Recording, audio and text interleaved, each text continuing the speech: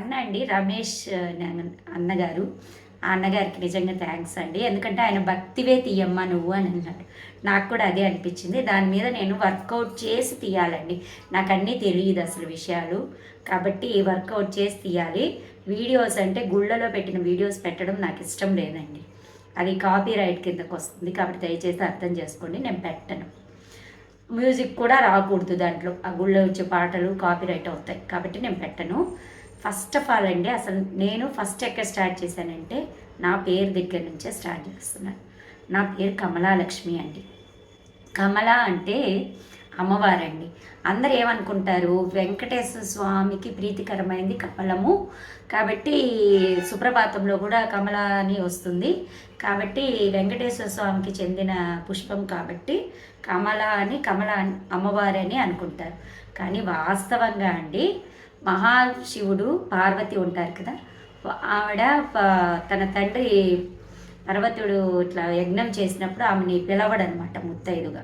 పిలవనప్పుడు ఆమె శివుడి మీద అలుగుతుందనమాట, నన్ను పంపించలేదు మా అమ్మ వాళ్ళ ఇంటికి అని. పంపించలేదు అంటే అక్కడ శివుడికి అక్కడ ఏం జరుగుతుందో ముందే తెలుసు అనమాట. తెలిసి వద్దు, నేను ఈ నెట్టి పరిస్థితిలో మీ పుట్టింటికి పంపించను అని అంటాడు. అప్పుడు ఆమె ఉగ్ర రూపం దాలుస్తుంది అనమాట. ఆ ఉగ్ర రూపంలో శివుణ్ణి కూడా కాళ్ళతోటి తొక్కేసింది అని అంటారు. అంటే ఆమె శాంతింపడానికి ఆయన అలా చేస్తాడనమాట. చేసి తర్వాత ఎలాగైతేనేమి ఆవిడ వెళ్ళిపోతుందన్నమాట. వెళ్ళిపోతే అక్కడ అవమాన పాలయ్యి తండ్రి దగ్గర అగ్నిలో ఆహుతి అవుతుంది.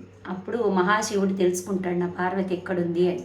తెలుసుకొని ఆయన వచ్చి ఉగ్రుడైపోతాడనమాట. ఉగ్రుడయ్యి వాళ్ళ ఆ నగరాన్ని సర్వనాశనం చేసేస్తాడు. ప్రపంచం అంతా అల్లకల్లోలం అయిపోతుందనమాట ఆయన తాండవానికి. అప్పుడు అమ్మవార్లందరూ ఒకటయ్యి కమలాదేవి అనే ఒక అమ్మవారుగా తయారవుతుంది. ఆవిడేం చేస్తుంది, మహాశివుణ్ణి ఒక మంచి ప్రవర్తనతోటి, ఒక మంచి ఇదితోటి, శాంతంతో వచ్చి ఆయన్ని ప్రసన్నం చేస్తుంది అనమాట. ఆ ప్రసన్నం చేసిన అమ్మవారే కమలాదేవి. ఆ కమలాదేవిని నార్త్ ఇండియాలో బాగా పూజిస్తారండి. ఆమెని మనము కొన్ని ప్లేసెస్లో అంటే కమలా లక్ష్మి అని అమ్మవారు కూడా పటాలు దొరుకుతాయి మనకు కొన్ని. ఆమె మంత్రాలు చదివినా, ఆమెకు పూజ చేసినా చాలా మంచిదండి. శాంతి, సౌఖ్యము, సౌభాగ్యం. ఆమె మహాలక్ష్మి స్వరూపం అండి.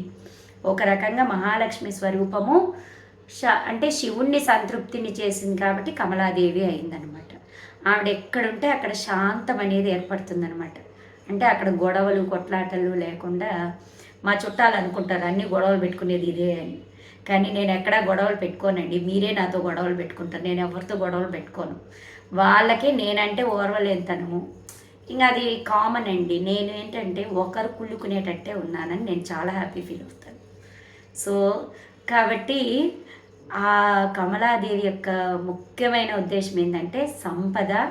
అంటే ఆమె శివుణ్ణి ఎలాగైతే ఆ ఉగ్రం నుంచి శాంతపరిచిందో మన ఇళ్లలో కూడా అలాగ ప్రశాంతతని నెలకొల్పుతుంది. ప్లస్ ఐశ్వర్యానికి ఆ మూల కారణం అన్నమాట. కాబట్టి కమలాదేవి మంత్రం చదివిన, కమలాదేవికి పూజ చేసిన చాలా కలిసి వస్తుంది. ఎలాంటి పనులైనా తీరిపోతాయి. మెయిన్గా అండి, కమలాదేవి పూజ చేసిన వాళ్ళకు మగ సంతానం కలుగుతారు. ఎవరైనా కొత్తగా పెళ్ళైన వాళ్ళు కమలాదేవికి పూజ చేస్తే వాళ్ళకు తప్పకుండా కొడుకు పుడతాడండి. ఇది మాత్రం వాస్తవము. నార్త్ ఇండియాలో ఇదంతా నమ్ముతారు, మనం కూడా నమ్ముదాము. దేవుడికి పూజ చేయడంలో తప్పు లేదు కదా. కాబట్టి ఈరోజు కమలాదేవి గురించి చెప్పాను.